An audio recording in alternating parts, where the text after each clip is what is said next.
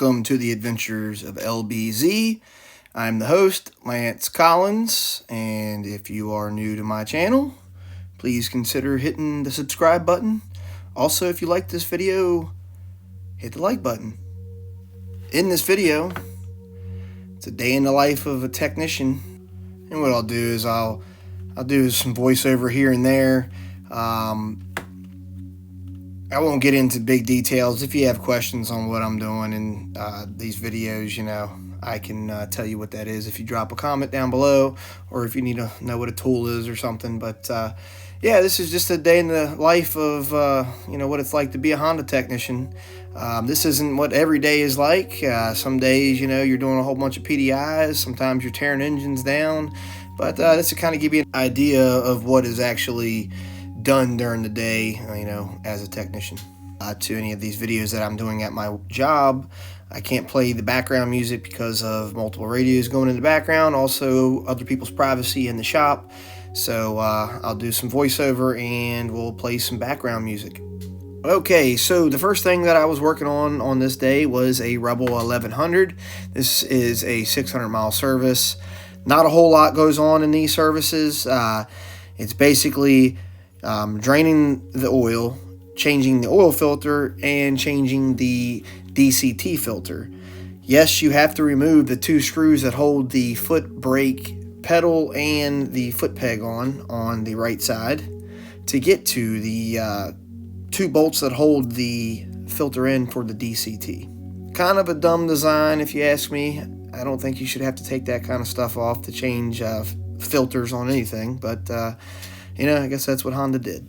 You'll also go over all the nuts, bolts, and fasteners, check for something that's out of place, make sure the brakes are good, you check your air pressure, set them. Also, I cleaned and lubed the chain. I don't believe I adjusted this. We'll find out here in a second. I've done so many of these in the last few days that I can't remember on this particular one, but you clean and lube it and adjust the chain. Like I say, basically, when you get the paper that has the 600-mile service, when you print it off of the IN, it comes and it tells you basically to change the two filters and drain the oil out of it and clean, lube, and adjust the chain as needed.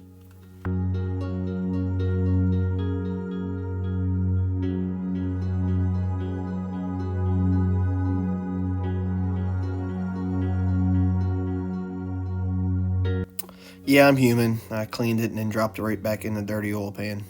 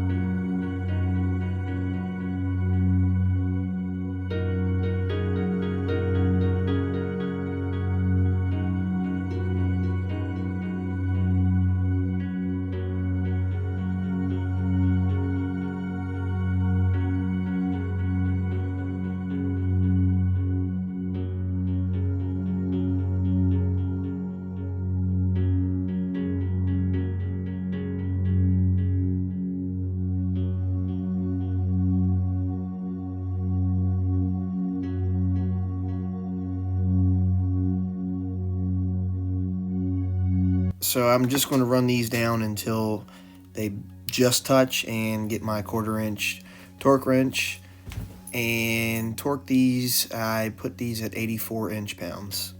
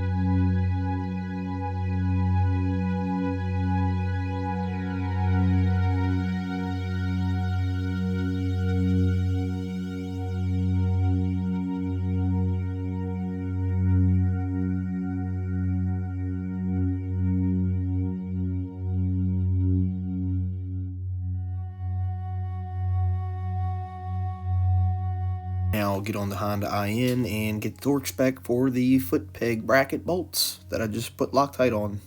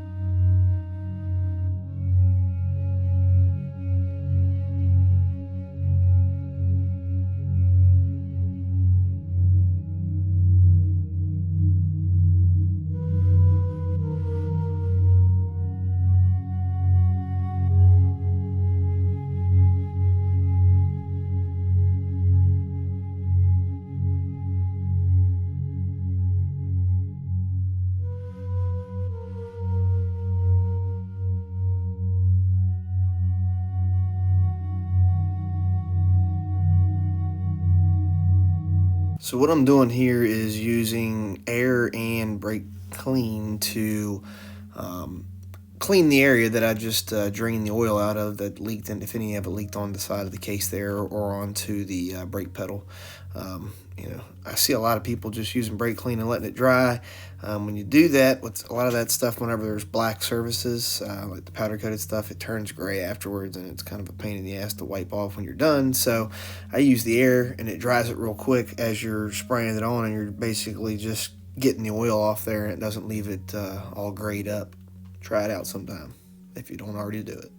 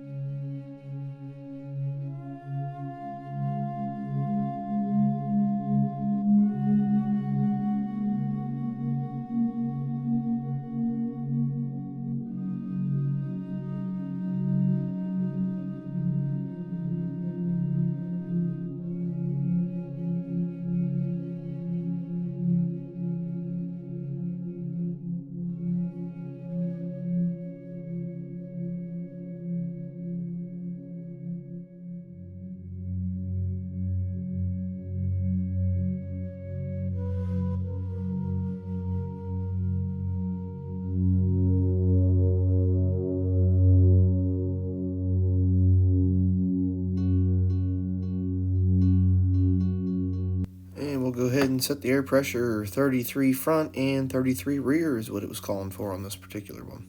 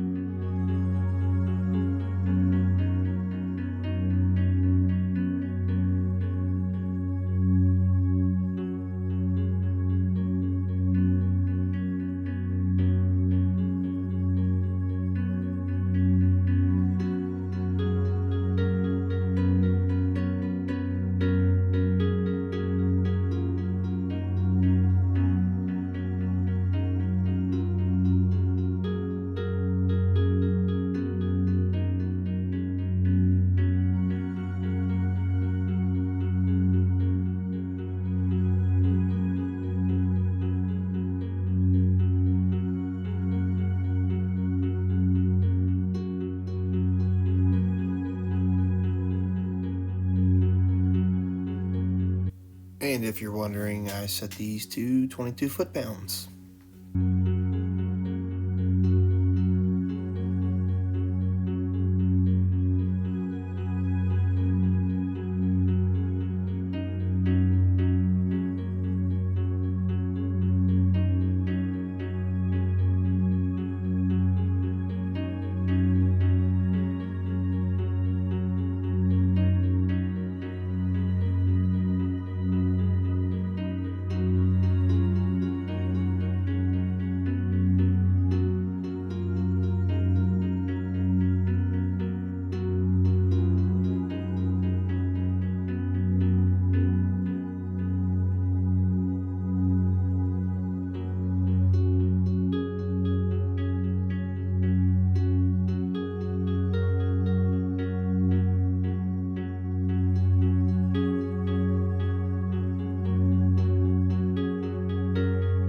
I know that oil looks super black, but it's just that pan, and the bike was actually pretty hot when it came in there, so the oil was really, really, really hot and thin.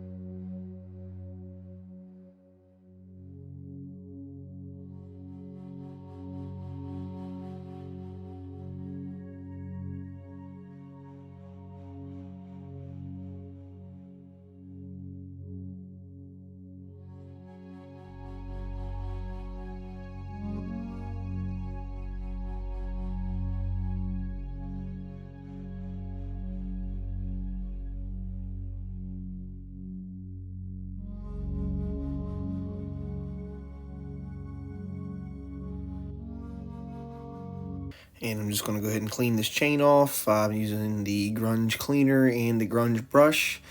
I'll get it on this chain and then spin the wheel with that cleaner that I've already put on there by spinning the wheel with that cleaner, and it really loosens the stuff up. And then I take the grunge brush and, kind of push against the chain and pull against the chain and press up against the chain while you keep spinning it there. Cleans it off pretty good.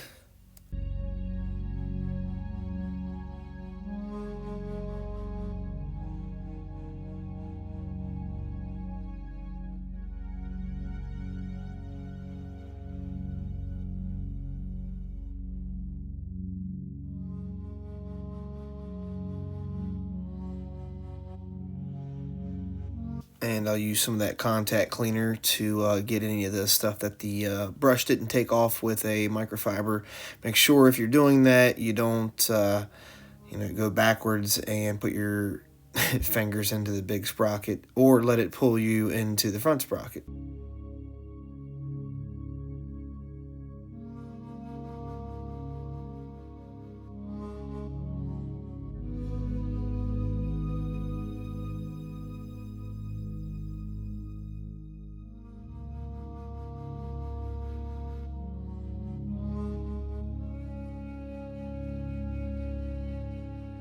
And now I'll go ahead and lube the chain. That is a piece of cardboard that is bent. I just kind of put it behind the chain, and that way nothing goes onto the tire, or anywhere on the swing arm or whatnot. And I'll spin it and lube the chain up, and then I'll spin the wheel a few times after I've got all the chain all the way around lubed up, so that it kind of works itself in, and take another rag and wipe off the excess off the outside of it. Send her on down the road.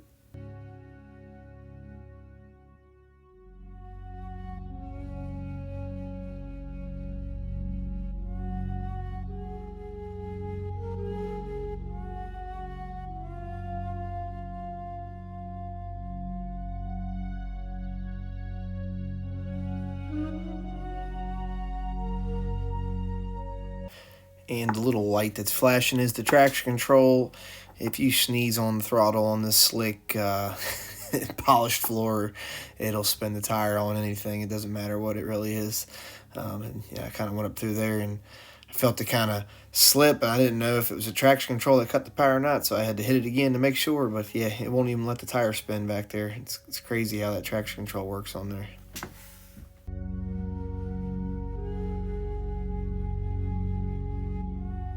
And on to the next job, and this one is a little CRF 100. I had done some work on it and recommended a valve adjustment and stuff, because it's had a pretty rough life so far for it being a newer bike. So I just wanted to make sure all of the all the new service stuff was done to it, and made sure that the valves had been adjusted. They had been there a few times and had the oil changed, and it sounded pretty clicky this time. So adjusted the valves, as you'll see here.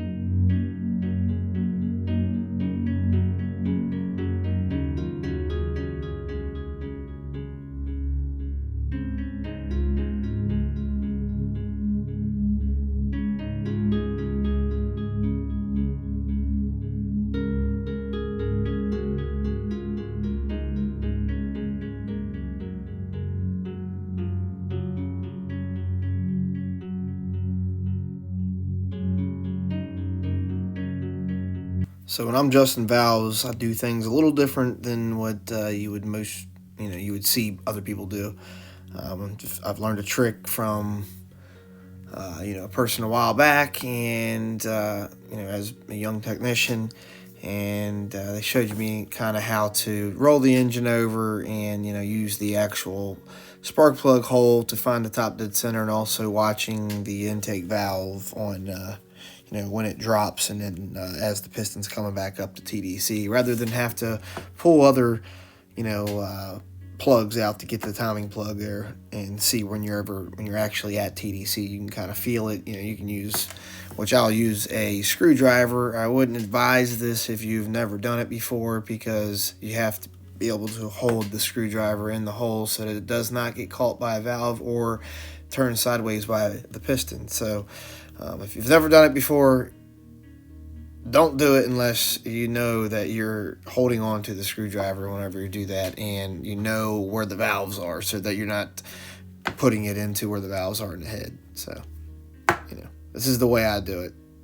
If you're not skilled enough to do the way that I'm doing it, then do it the way that it says in the manual to do it, which is pulling the timing covers, rolling the engine over till you see the TDC mark on the flywheel, and then making sure that the cam's lined up in the proper spot.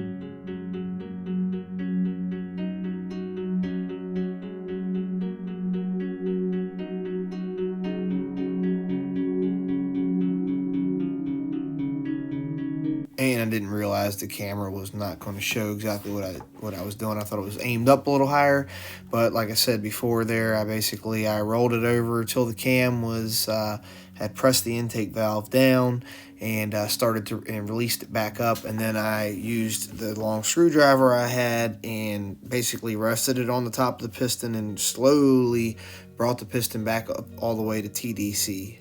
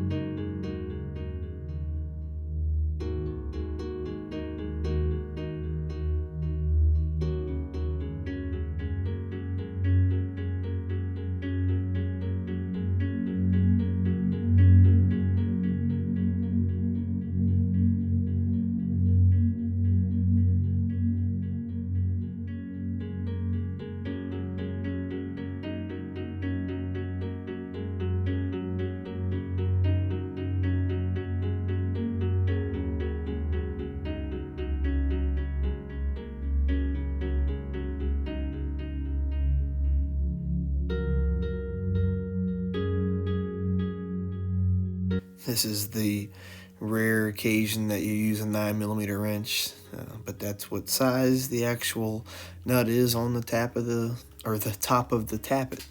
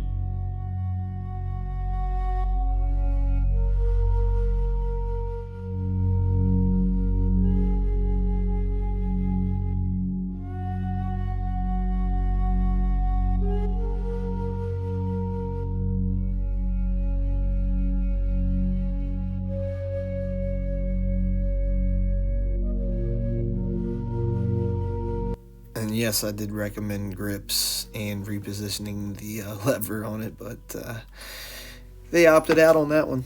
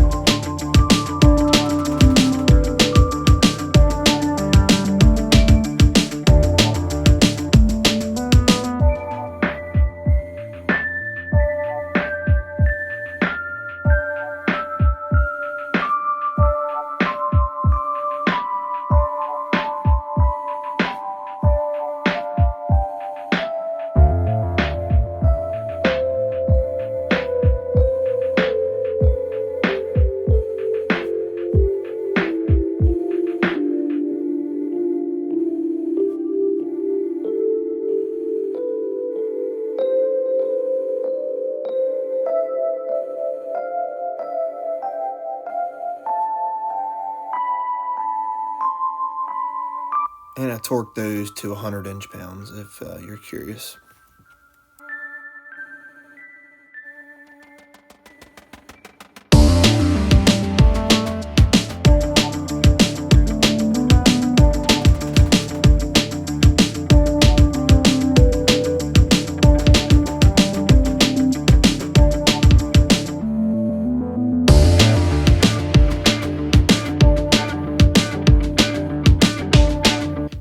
Time that I do valve adjustment on anything, I always put a new spark plug in it. Just thing I've always done, and it kind of assures me that the plug's not bad and it's not something that I just changed on it. So that's what I do on all of them.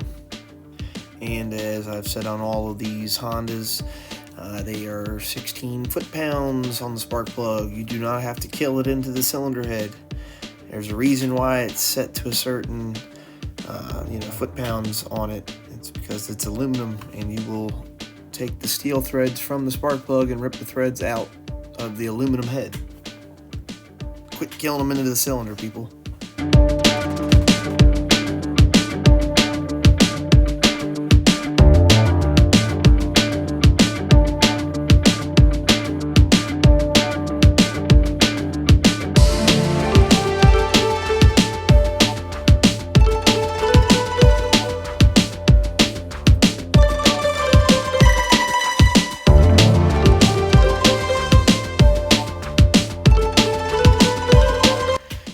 Be thinking that it will not run without the tank, but there is some fuel left in the carburetor from whenever it was on there before, and I just wanted to make sure that there was nothing out of whack there when I just set those valves. making sure it wasn't loud or ticky or anything. So before I put it all back together, I went ahead and started it real quick with a little bit of fuel that was in the carb bowl, and now I can button it up and put this one back in the pile and grab another one.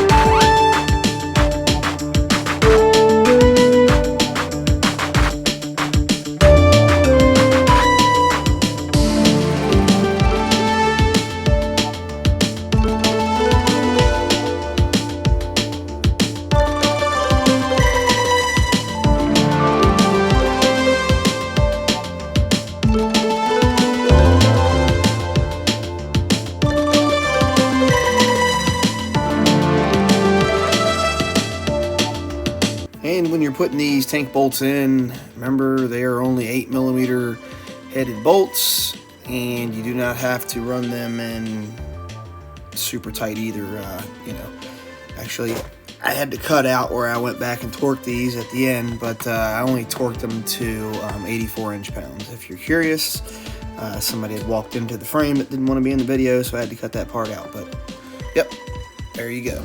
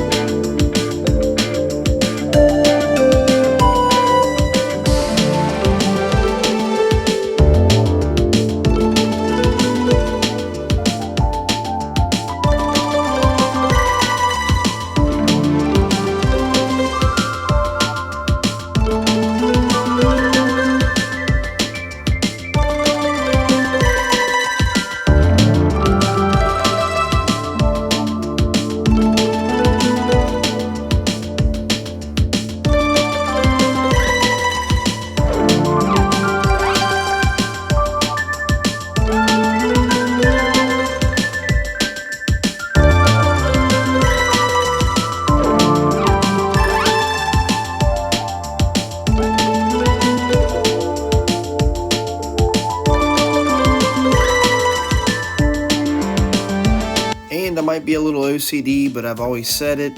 After I finish every job, I make sure that I put every tool back that I just used before I move on to the next one. And that's why I still have all of my 10mm wrenches and sockets.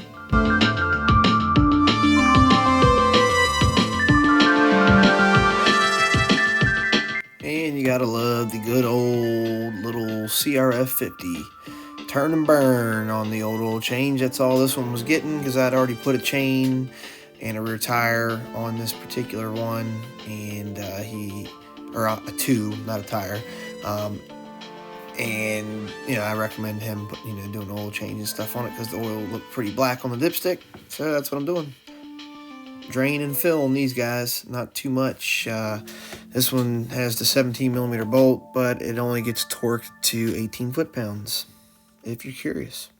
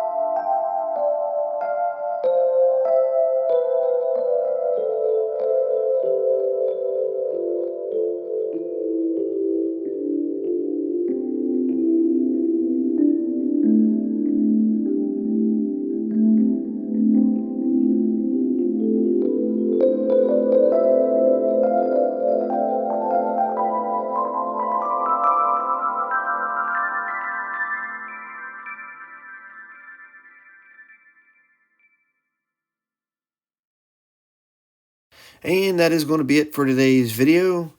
If you liked what you saw, please make sure you hit the like button. Also, if you're new to my channel and have not subscribed yet, please consider hitting the subscribe button.